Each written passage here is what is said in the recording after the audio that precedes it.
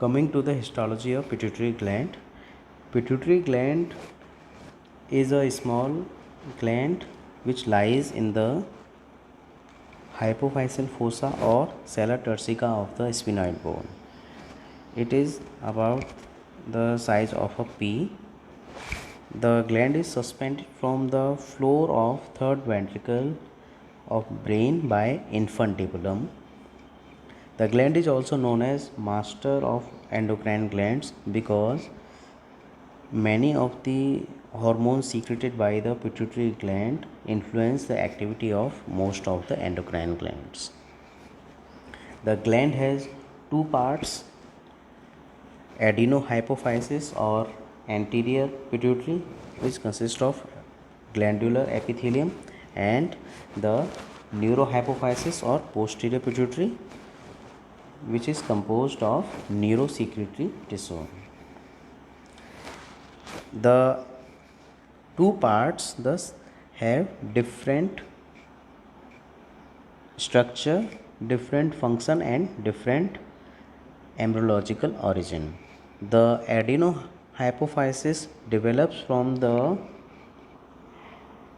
evagination of ectoderm of the oropharynx, that is known as Rathke's pouch, while the posterior lobe develops from the downward growth of neuroectoderm from the floor of the third ventricle, that is diencephalon. The two parts become associated with each other secondarily. The adenohypophysis or anterior pituitary is divided into three parts. The major part is pars distalis, second is pars intermedia, and third is pars tuberalis, which forms a collar or sheath around the infundibulum. And the neurohypophysis has two parts: pars nervosa and the infundibulum or hypothalamo-hypophyseal tracts. Now coming to the histology of the pituitary. First, the adenohypophysis. The anterior pituitary or adenohypophysis consists of cords of cells which are separated by fenestrated sinusoidal capillaries. On staining property, the cells of anterior pituitary are grouped into two: the chromophil cells and chromophobe cells. The chromophil cells have brightly stained granules, and these chromophil cells are of two types: basophils and acidophils. The basophil cells are 10% and their granules stain with basic dye, that is hematoxylin. So these granules are blue colored and they also stain with the periodic acid shift. So these basophil cells or beta cells have bluish granules in them. Second, the acidophilic cells, they are 40% and their granules stain with eosinophilic dye, so they have bright pink colored granules. So here acidophils are having pink colored granules while the basophils have blue colored granules. The remaining 50% cells are having no granules, and these cells are known as chromophobe cells.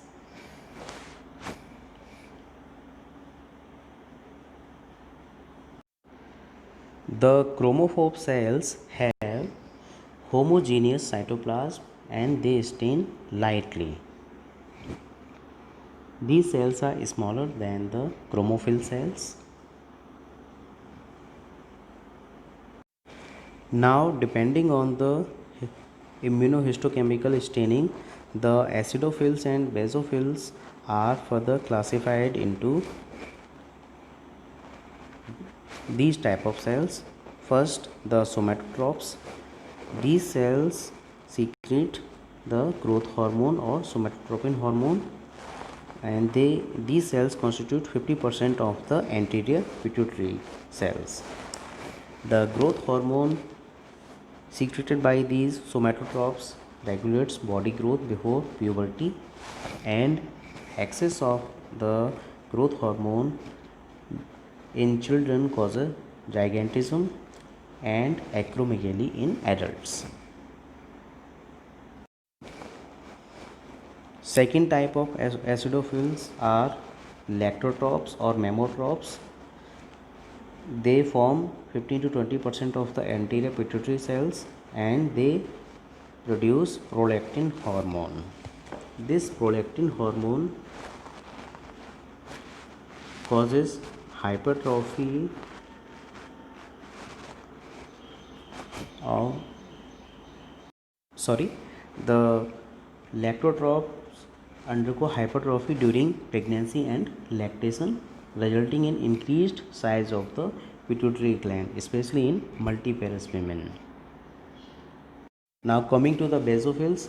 Basophils are divided into corticotropes, and these corticotropes secrete the adrenocorticotropic hormone. Number 2, gonadotropes, and they secrete the luteinizing hormone and follicle stimulating hormone. And number 3, thyrotropes, they secrete thyroid stimulating hormone. Thus, the acidophils secrete growth hormone and prolactin, while the basophils secrete adrenocorticotropic hormone ACTH, FSH and LH, and thyroid stimulating hormone. The pars intermedia lies between the pars distalis and pars nervosa, and it contains cords and follicles of basophilic cells. So here you can see blue staining or basophilic cells are forming follicles in the pars intermedia. The pars tuberalis is an extension of the anterior pituitary that wraps around the infundibulum. It is highly vascular region, and it has primary capillary plexus of the hypothalamo-hypophyseal portal system. The pars tuberalis consists of small cords of both acidophilic and basophilic cells. Now coming to the neurohypophysis or posterior pituitary. The neurohypophysis consists of pars nervosa and infundibulum. The neurohypophysis has about 1 lakh non-myelinated axons of neurosecretory neurons. The bodies of these neurons are located in the supraoptic and paraventricular nuclei of the hypothalamus. These axons do not synapse with other neurons. These axon terminals secrete neurosecretory vesicles into fenestrated capillaries. The neurohypophysis has specialized glial cells, and they are known as the pituocytes.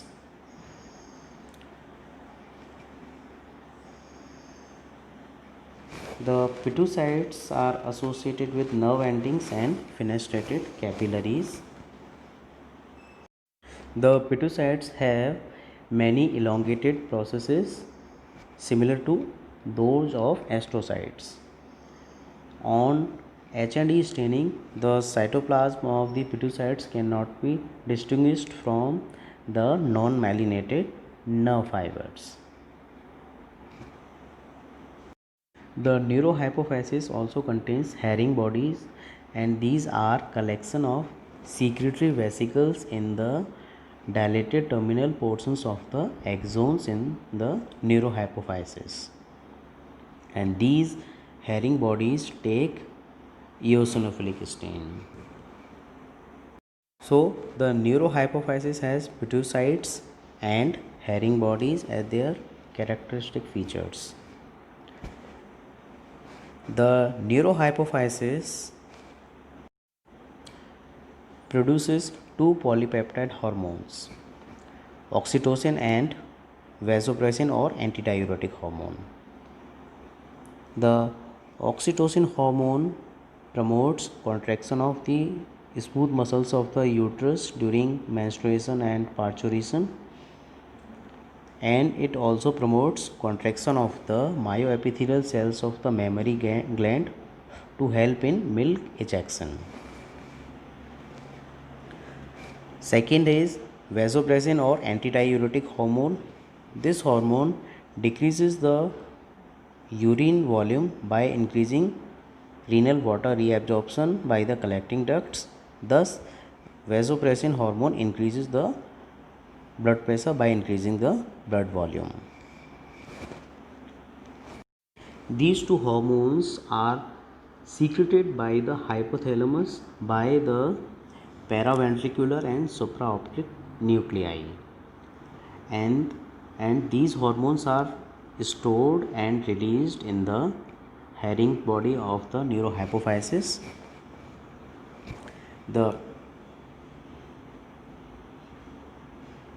neurohypophysis does not itself synthesize any hormone. This diagram shows the cells present in the pituitary gland. The chromophobe cells are lightly stained, they are having no granules. The acidophil cells or alpha cells are having pink or reddish granules, while the basophils have blue granules, and the pituitarids, which are seen in the neurohypophysis, have elongated processes. So, to summarize the histology of the pituitary gland, the anterior pituitary has numerous sinusoidal capillaries with chromophils and chromophobe cells. Chromophils are divided into acidophils and basophils. Acidophils have pinkish granules, while the basophils have bluish staining granules. The chromophobe cells have no granules. The posterior pituitary is characterized by the presence of pituitarids having elongated processes and the herring bodies. This is all about the histology of the pituitary gland. Thank you. Now coming to the pineal gland. Pineal gland is a small conical projection between the two superior corticuli of midbrain. It arises from the roof of the developing third ventricle. It forms part of epithalamus. It is flat pine cone shaped structure, that's why it is known as pineal gland. Coming to its histology, the pineal gland is covered by pia mater that forms its capsule, and from the capsule thin septa extend, dividing the gland into small irregular lobules. The pineal gland has two types of cells, pinealocytes and interstitial cells. The pinealocytes are the chief cells of the pineal gland, forming 95% of the cells of the pineal. They are arranged in cords within the lobules. They are pale staining epithelioid cells with large nucleus, and these pinealocyte cells show elongated cytoplasmic processes and secretory vesicles. Pinealocytes secrete melatonin hormone. Second cells are interstitial cells or glial cells or astrocytes of the pineal gland. They form 5% of the cells in the gland. Their nuclei are smaller and more elongated than those of the pinealocytes.